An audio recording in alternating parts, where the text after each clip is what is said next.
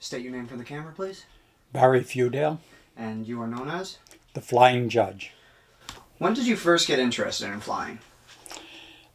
Combination of things. According to what my mom said in my baby book, one of my earlier awards was airplane. Then when I was around 11 or 12, I had a bicycle and I rode it down to the airport, unbeknownst to my mom and dad, and was able to talk my way into a free airplane ride from the manager there. Then actually also when I was younger, I put models together, model airplanes. And the last thing was, and the most important, was when I was in the Navy and stationed off the coast of Vietnam during the Vietnam War. I was a weather briefer, an orographer's mate, and I briefed pilots on weather before they flew their missions into harm's way.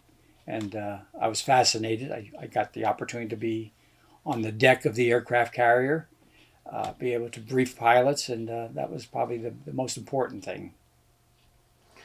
All right. When did that interest in being a pilot, or interest in flying, turn into you actually training and becoming a pilot? Well, as you know, I was elected judge in 1987. I decided after 10 years that I no longer wanted to just be a judge just in Northumberland County. I wasn't challenged, important work, and I decided that I was interested in doing senior judging, which usually means traveling around the state. So I decided to get my pilot's license finally, and I did that within about 9 months. I passed my test. Now, when did the interest in becoming a judge come from? Again, looking over my shoulder to the left, that's a portrait, a hand drawn portrait. So it was a murder trial. I was a very young lawyer handling a murder case, high profile. I went to law school late in life. I was in my 30s. My classmates called me Gramps, to my chagrin. But anyway, I saw the importance of the role of a judge in that trial. It was a death penalty case, and I thought, well, I felt like maybe I could accomplish something like that later in life. And just a few years after that, I ran for judge in 1987, and was the youngest judge I think ever elected in Pennsylvania at the time. So, with flying being adventurous for you, it's also an escape. What other escapes do you have aside from flying?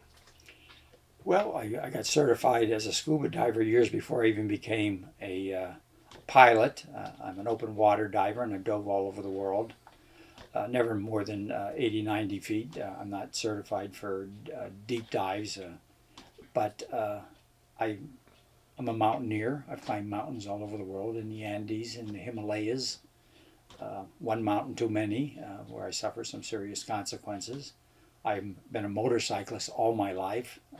I'm a proud owner of a 1993 Harley Davidson, and I still ride that regularly. I enjoy caving. I've tried skydiving. I've skydove about 5 times. Now, your later years as a judge, you handled probably your most well-known case, and that was the Sandusky case, the Penn State scandal. Well, I initially was on the Commonwealth Court, which is a court of appeals that I got appointed to. I served 8 years on that. The Sandusky case, I was assigned as a grand jury judge, which I was assigned to not long after I went on the Commonwealth Court. That's when I stopped flying and riding the circuit. I was literally a grand jury judge and a Commonwealth Court judge. The Sandusky case was one of our earlier investigations. Of course, it involved Sandusky, Joe Paterno, Graham Spanier, and a few others. And of course, he perpetrated sexually assaulted young boys using a organization that he had formed to recruit these young boys. And Mr. Sandusky was indicted, convicted, got sentenced to 30 to 60 years in prison.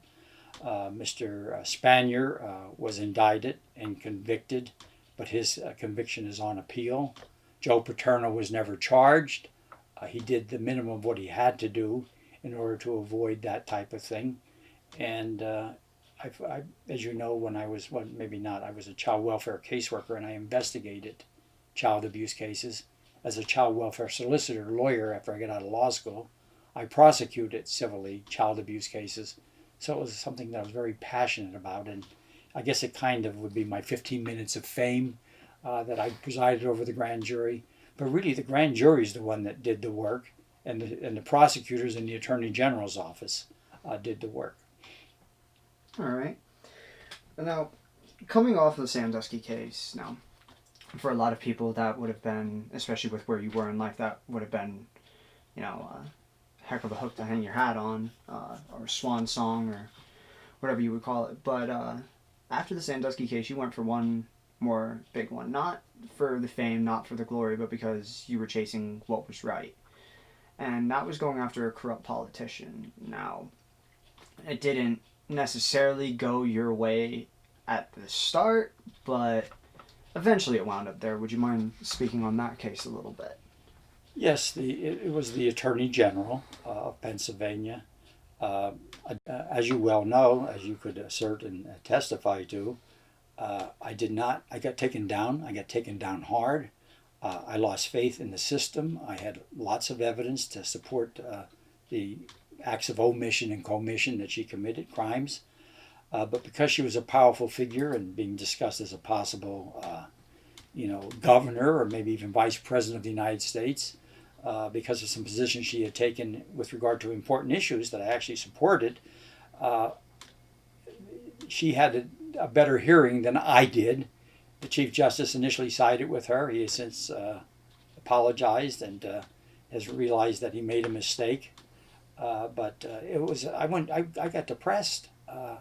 I was depressed, and contemporaneous to that, Michael, as you are well aware, I had an incident on the mountain that you joined me on, not the mountain itself, but on the trip in Peru, where I had hypoxia and pulmonary and cerebral edema, and it affected me cognitively for at least 1 to 2 years. Contemporaneous to that, being taken down as a grand jury judge, I also divorced your mother, and that was a very sad and difficult experience. So a combination of those things impacted me cognitively and emotionally, and I was not the measure of the man that I thought I was. I'm just curious, after all these years of hardship after hardship and fall after fall, you seem to be back on the rise. Could you speak to any factors aside from those that you've mentioned that you feel may have helped you get back to where you are now? Family, I've always been very close with my 2 sisters and brother. They've always stood beside me in the good times and the not so good times. My children were always supportive of me. My wife, or now ex-wife, notwithstanding the fact that we divorced, was supportive of me. And as you said, the other things that I mentioned, meditation, exercise, it was a combination of things. All right. Now, would you say that one of those factors would be Tina Marie, your significant other? That's the most recent addition to my last 2 years is what I think was my turnaround time, but it wasn't complete.